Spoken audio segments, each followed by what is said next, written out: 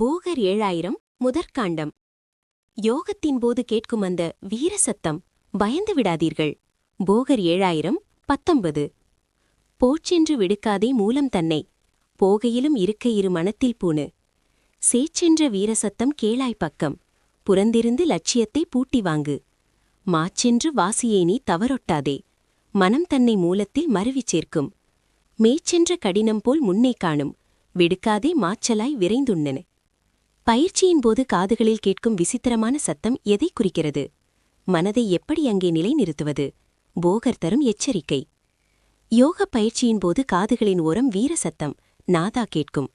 அந்த நேரத்தில் பயந்து மனதை சிதறவிடாமல், வாசியை தவறாமல் மூலத்தில் பூட்ட வேண்டும். ஆரம்பத்தில் கடினமாக இருந்தாலும் விடாமுயற்சியே வெற்றியளிக்கும். புலனின்பங்களைத் தாண்டி பிரபஞ்ச நாதத்தை, யூனிவர்சல் சவுண்டை உணர்ந்த அதனுடன் ஒன்றிணைதல். நாதத்தில் ஒடுங்குவோம். நன்றி.